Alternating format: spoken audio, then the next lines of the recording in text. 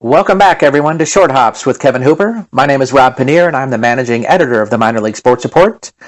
This week, manager Kevin Hooper is on the phone with us, joining us from Wichita, where the team has just returned from a very successful road trip.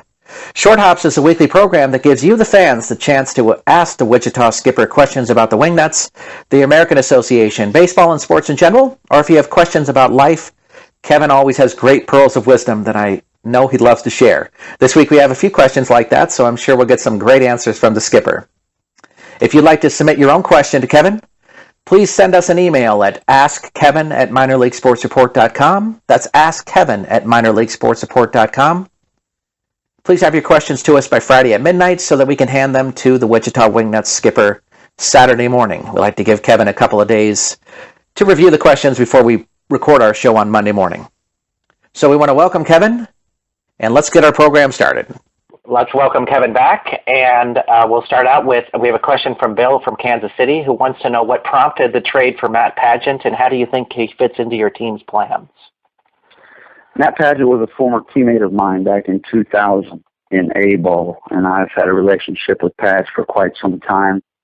Obviously, he's been a big bat in this league for many years, and it was just an opportunity where we felt we needed the bat, and he's a middle of the lineup guy who's going to be a presence at the plate. And, we just all felt as a staff that we were scuffling on that offensive side of things, and we needed a big presence in the middle right there, and we figured he would be a wonderful opportunity to be that guy.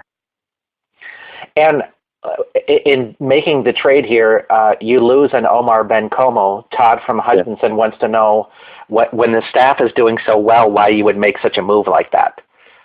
Well, it kind of just goes back to question number one. We felt like when we weighed everything out, we felt like as well as we were pitching, we felt like we lost a couple games because we weren't able to score runs. And when that's the case, you can pitch all you want, but if you can't score, you're not going to win too many games, And I'm a guy, as I always say, I'm a pitching and defense guy. But you got to have a little bit of punch on that offensive side of things. And when you weigh things out, I just thought, hey, it's a lot easier to replace a guy that's pitching every fifth day as it is to find a guy in the middle of the lineup like a Matt Pageant. So we kind of weighed everything out, and we thought it was a good move for our team at that time. I did not want to give up Omar Bencomo by any means. It was just one of those business moves where it was a need for us. And as you can see yesterday, Kuzminski, who took Bencomo's role, went six shutout innings. So we really didn't skip a beat on that end of things, and that was my plan because I thought Kuzminski could step in and be a guy for us. So it ended up working out well so far. Okay, next, Tom from Topeka wants to know, you've been winning a lot of very close games, and he explains that his team has been in a lot of close games but has not been able to pull out wins. He wants to know what it is that you guys are doing or about the attitude of the team that allows you to pull out close game victories. I always say with our squads, I feel like we're resilient. We're going to do whatever we can to grind out those wins. And there's going to be times where you're on the south end of things in those close ones, those one-run ball games. But it's always been a big stat in baseball is one-run games. How many you win, how many you lose, and I feel like, especially early on here, we've been on the good side of things with that. And as I've stated to you before, I like being battle tested early on, and we've definitely done that a lot. So I don't know if there's really any secret to it. I think it's just keeping your guys' mentality right and just, letting them know that that we're going to go out there and we're going to compete every night and battle till the end, And I think our defense helps those games a lot. I mean, we played stellar defense, and we did again yesterday, and that's going to help you when you're in some tight games also. Do you feel like a lot of times that a close game like that helps your team to be more in tune to the game itself? I ask that because is there a point of is the tension bad or is it good? I guess is really kind of the way I wanted to ask that question. Yeah, the blowouts are tough. They're tough to manage. They're tough to umpire. Just like yesterday, we got up 15 runs pretty quick, and but we tell our pitchers in those situations, you got to take the ball and go to the mound like it's a one-run ball game. Your mentality can't change, and I tell our hitters all the time, don't give away at bats. Even though we're up so many runs, Let's just don't go up there and try to get through this game. Let's continue to add on because every at-bat's important and you never know who's watching. But no, those games can obviously be a grind, for a lot of people. And but I love them. I think that they're great for the mentality of a player because you're focused on the game and exactly what you need to do because one little mistake could cost you a game.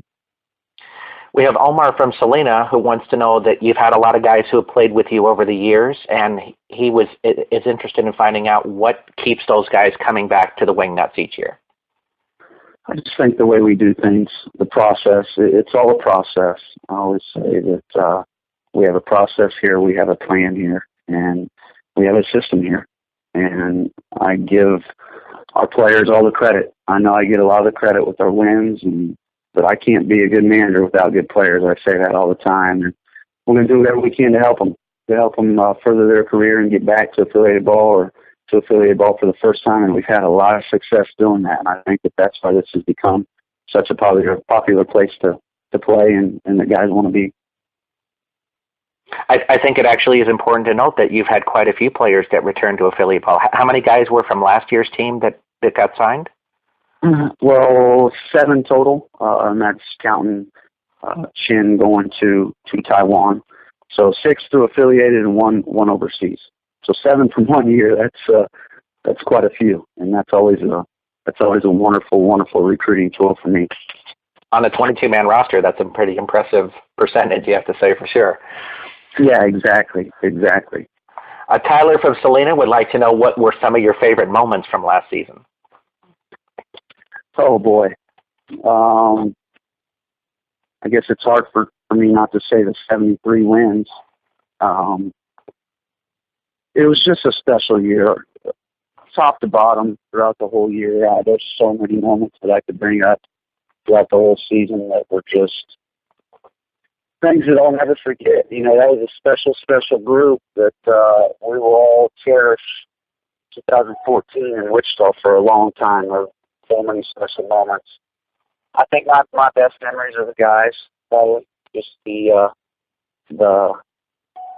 quality individuals that we had on that team, and they pulled for each other. They were wonderful teammates and guys that you want on your team, and the guys are going to say, man, I love having that guy as a teammate. That's what we try to build. Dan from Wichita would like to know what your take is on players who have used steroids, and do you believe that they should be admitted to the Hall of Fame? That's a touchy subject for me all the time because my first year in AAA was 2002, and steroids were rampant. I was definitely part of that steroid era, and you've met me in person. Anybody who knows me, I'm a pretty big guy, so I'm not a big guy at all. I'm 5'10", 160 pounds, and I had to work for everything I got, and I knew that whether that would help me get to the big leagues or not, it didn't matter. I feel like I'm an ethical guy, and like I said, whether that could have provided for my family for a long time, that didn't matter to me. I was going to do things the right way, and as I stated, I was around it a ton, and if you wanted it, you could have got it at any time. And I just didn't believe in it, and I think it's just a sour time that we had for those years for baseball. And it's just tough to say because, as we know now, there's questions from everybody on who did it, who used it. A lot of these guys, we don't know if they used it or not. And it's just tough. That's a tough question in general. But I think the guys that we know did it. Yeah, I don't. They talk about the asterisks and everything of what they've done, and I think that's fine because, in my mind, they cheated. I think it's interesting that it seems like the media and outside of baseball is less interested in coming down on these guys, but it seems as it's the players themselves who are more appalled by the behavior of guys using steroids. Is that kind of the feeling that you had as a player itself? Yeah. Like I said, just because and it's neat to sit here today and say I made it without doing any of that stuff. I'm very proud that I can look myself in the mirror and say that I made it to the major leagues without cheating, doing any performance enhancing stuff. For me, it was my work ethic and the way I went about my business and played the game. And I'm proud to sit here and say that. It's tough because, yeah, I feel like I tell a lot of people, and a lot of people say it to me, I was just in the wrong era. But, you know, I could have been one of those guys that maybe could have spent a lot of time in the big leagues. But I have no regrets whatsoever. And, I don't hold grudges and have hard feelings. I mean, that's a tough spot to be in if someone can guarantee you 10 years in the big leagues and support for your family the rest of your life. You know, I guess I get it. I mean, some guys, I can see how some guys can be weighed to that side of things. Steve from Detroit would like to know, with Pete Rose coming to Wichita, have you ever met Pete, and what is your opinion about his place in the Hall of Fame? I have never met Pete. I'm looking forward to meeting Pete, spending some time with him. That'll be a pretty special day for all of us. No-brainer Hall of Fame guy for me, in my mind. No question about it. I'm hoping the new commissioner is going to allow that to happen here at some point. But, no, in my mind, I've always been Pete Rose belongs in the Hall of Fame because what he did had nothing to do with what he did as a player on the field. Makes good sense. Juan from Wichita would like to know, with the changes in baseball this season, like time pitches and not being able to block the plate, which came in 2 years ago, are those things that you agree with, or are there things you don't like about rule changes that you're seeing? Yeah, I think it's always a process. You know, they're always looking for ways to maybe improve the game. You know, the factor of injury with the catchers, I think that was the final straw. Guys just getting injured back there, getting trucked at the plate. You know, and it's a deal now where, you know, once he catches the ball and has possession of the ball, he can pretty much block the plate, but it's beforehand where he can't block it unless he has possession of the ball. And it makes sense because, you know, you got a catcher straddling that plate, waiting for the guy to get there, and the ball's not there yet. I mean, and his eyes are on the ball. Doesn't see this guy coming. That's a free game for an individual, and that you're looking at somebody getting injured. But, no, I don't, you know, I knew it was a matter of time before they get the instant replay. So I guess it's going to happen, and I know it's going to happen, so there's really nothing that you can do about it. Whether I agree or disagree, it really doesn't matter. I don't think there's really been anything added that I've really disagreed on too much. I'm an old school guy, if you want to call it, though, that you know, it's the game of baseball. Let's not try to reinvent the wheel. Been around for a long time, and kind of like our 11th inning international rule. I don't agree with it at all in our league. You know, I used an example. We were in a 0-0 ball game with Winnipeg to begin the season, and we were getting close to the 11th, and what a shame that would have been. Here you are battling it out 0-0, and then you reward a guy just to go stand on second base with nobody out. The 11th guy, you know, he talked to me about it till he blew in the face about us having a 22-man roster and rosters being limited and helping the pitching staff, but I'll never agree that I like that rule because I'm an old school guy. If we play 18, we play 18. That's my job to manage it, and we'll get things figured out. Okay. Could you explain for fans a little bit about the international rule who may not know what that looks like? Yeah. So it's a tie game in the 11th, and we've flirted with it many times. I think we've gone to the 10th 3 or 4 times so far, playing 15 games. So if it gets to the 11th inning, the last recorded out, the guy that was hitting. So say the 3-hole made the last out, whether it was a ground ball, they got a force play at second base, it doesn't matter. If the 4 holes threw up to lead off the 11th, the 3-hole guy goes to second base and is your runner at second base. So you start the inning with nobody out and a guy standing on second base in a tie ball game at the 11th. And then the same thing in the bottom of the 11th. The home team gets to put a guy at second base, and you know, whatever the outcome comes, is the outcome. I feel the visiting team has a big advantage because you get a guy on second base, you run him over, you get him in, then you get to bring your closer in on the road, you know, in that situation, which you typically would anyways.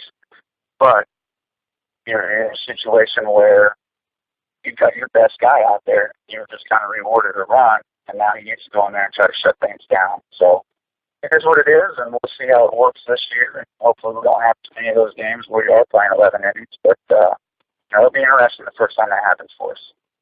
What do the pitchers think of this situation? Because I would think that they would be kind of really against the rule because it's not really fair to them having to start with a guy who's on second base just to begin the inning. Yeah, and what they've done is it doesn't count as an earned run against a pitcher. It does. As a base runner, you do get a run scored, and if you drive the guy in, you can get an RBI. So it's a little different.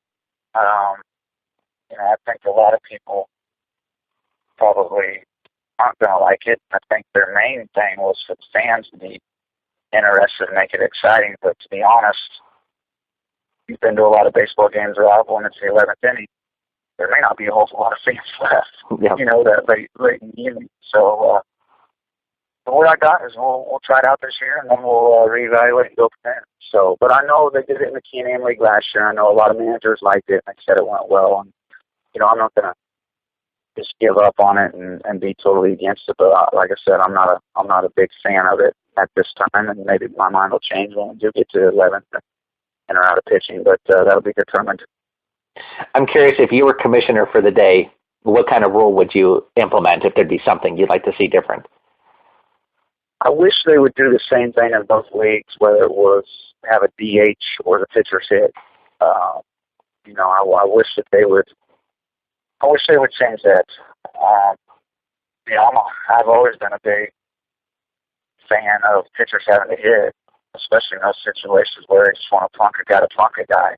It's easy to do in American League because you don't have to grab a bat and get in that box, But in the National League, I've always thought about pitchers being able to take care of business on their own, and they've got to stand in that box to hit. So, one could be returned in the favor. But I'm a big believer in, and then you go to the World Series, I think, and you go to National League Park. Those American League pitchers have to hit who haven't hit in a long time, and then you go to American League Park and have to hit. So I just wish it'd be one way. I think that's the one rule I would change. And if I had to vote one way or another, I think I would vote to just have the DH for both sides, just because you're adding an extra hitter and you're adding a little more offense to the game, and another hitter, I should say, that the fans are going to be able to watch and enjoy swing the bat. Excellent. We had quite a few people who had questions for you related to just baseball in general, and baseball-loving mom explains that she has a son in Little League who's a little undersized and doesn't have the same skill set as many of the other players, and she'd like to know if you have recommendations for keeping him interested in the sport. Yeah, I was definitely undersized. I had so many people, if anybody knows my story, so many people tell me I was never going to be able to make it. I was too small. That's all I heard growing up. I was too small. I was never going to play college ball. I was too small. I had no chance of reaching the major leagues, which was my dream because I was too small. I just kind of used that as motivation. I always knew that it didn't matter in the game of baseball size. You could play. If you were good enough, you were hopefully going to get that opportunity. And I was fortunate to get that opportunity.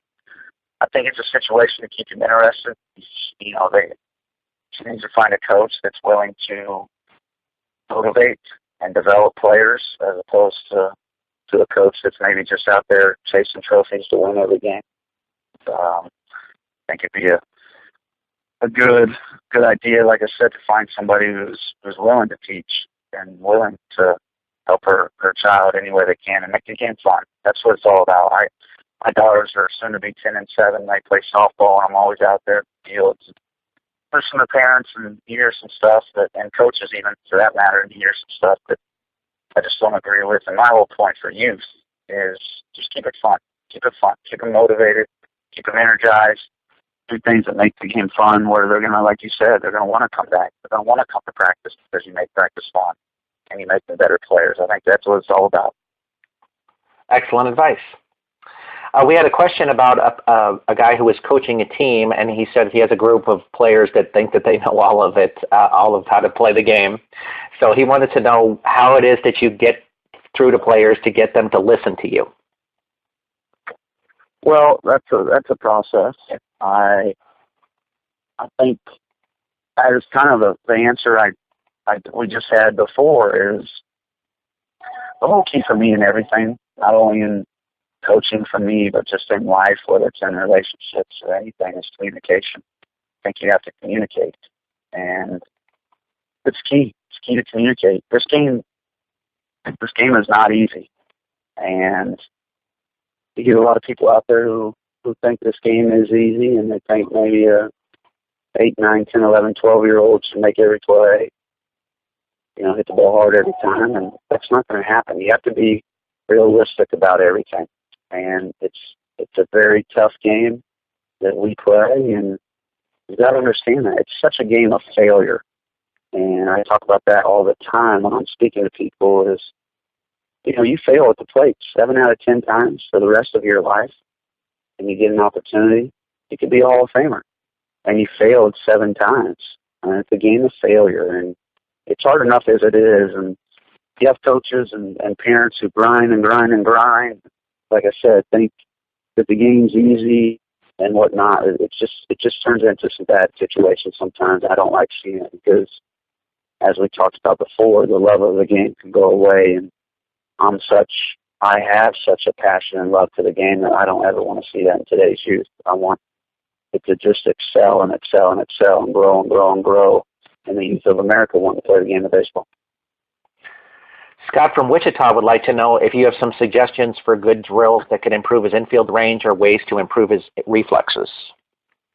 Yeah, I used to do, it's just finding those quick twitch muscles, using those quick twitch muscles that, whether it's doing ladder drills, you can do some side shuffles back and forth with a baseball where you roll a ball, they side shuffle to it, roll it the other way, they side shuffle it back the other way. Infield's my bread and butter. That's what I love to teach. It's what I play. It's a big passion of mine, teaching infield play. And I do a lot of bare hand stuff without a glove, just short range distance, whether it's rolling ground balls or even flipping a ball and then catching it, because they got to get used to that feel of palm to throwing hand, palm to throwing hand. Because as you've seen many times, you see those good infielders, they got really good hands.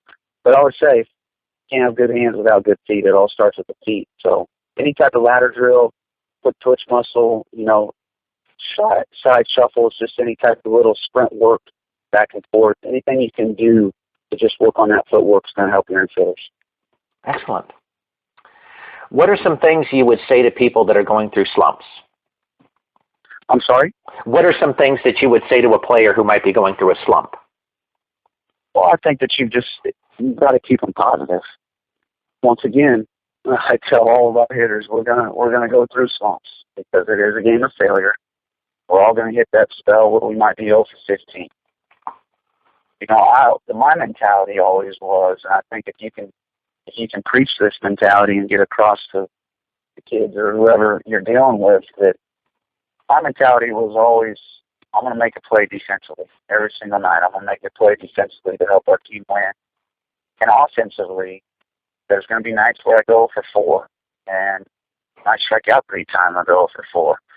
But the game of baseball is so nice because more often than not, even the youth, you get to play right away. You get to play again, whether it's in a tournament a couple hours later or you get to play the next day at our level. My mentality was, I'm going to get 4 hits the next day. If I went 0 for 4, that next guy was going to play the next night because I was getting 4. That was just my mentality. You got to keep that positive mentality, or that slump can turn into a big slump. Just got to, as I've stated many times, keep them motivated. Keep guys motivated. Keep them positive. I'm a big positive guy. This is a positive atmosphere here in Wichita all the time. Good, bad, or ugly, however we're playing, we're going to be positive and try to keep that positivity all throughout the clubhouse.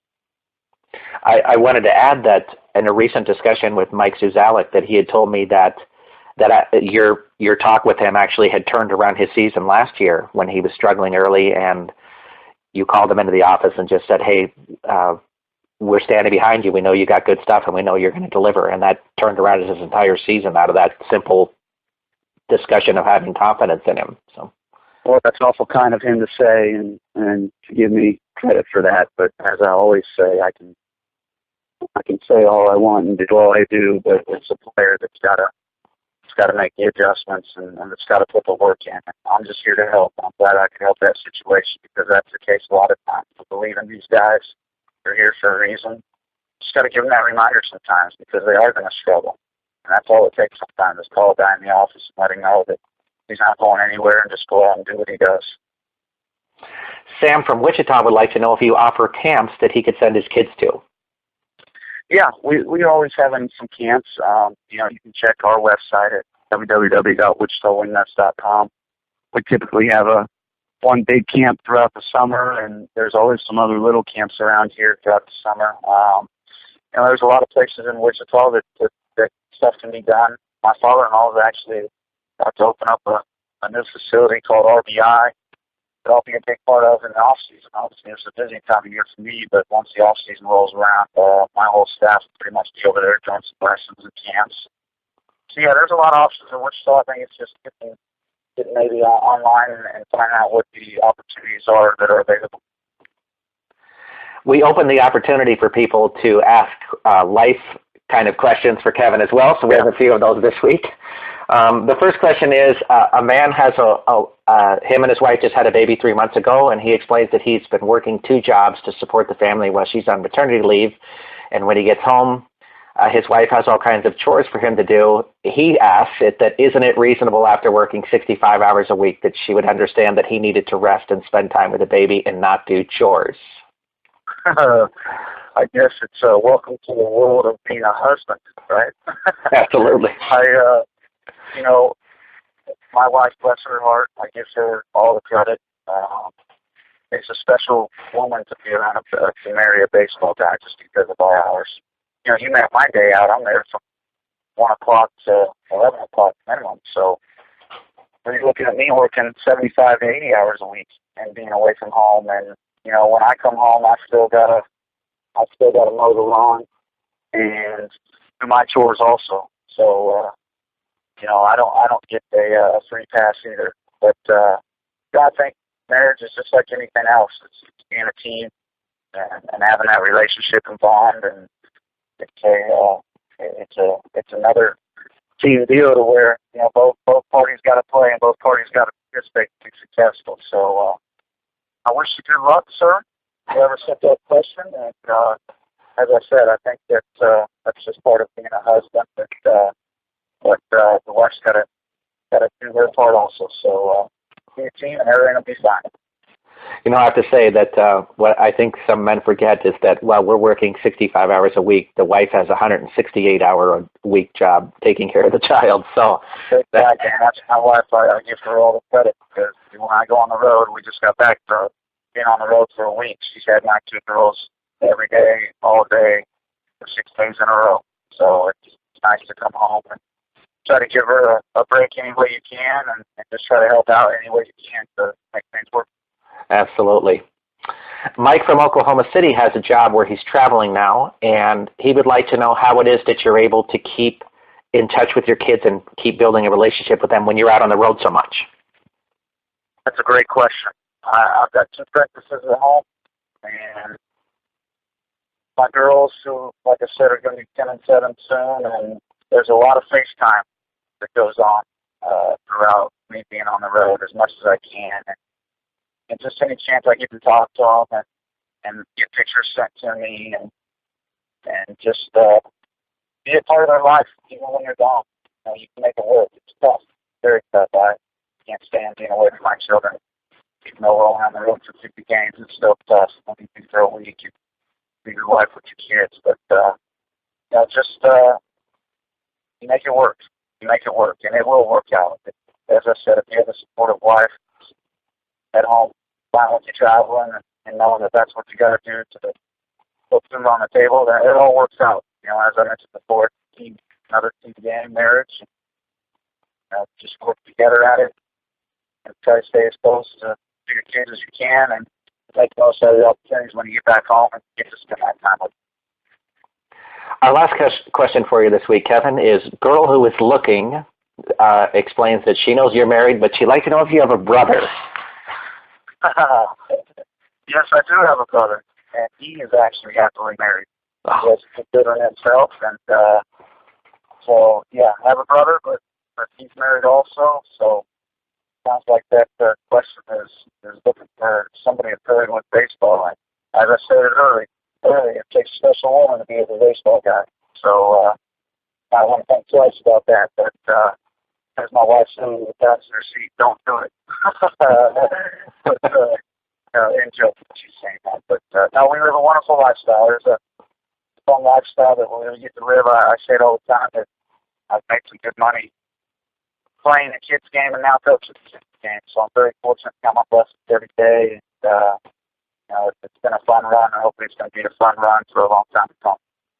I don't know. It seems to me that she just seems a quality guy in Kevin Hooper, and was hoping that there was a brother like that. That sounds great too, and hopefully find a good one out there somewhere. Wish her the best.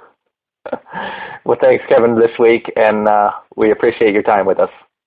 Thanks as always, Rob. We want to thank Kevin Hooper for joining us on Short Hops this week.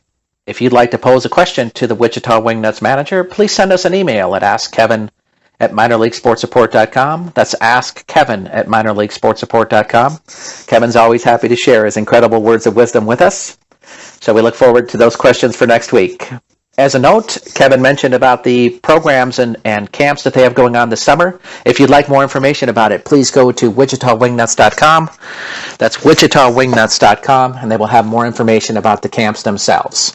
I'm Rob Pannier from the Minor League Sports Report, and I want to thank you for joining us here on Short Hops, and we look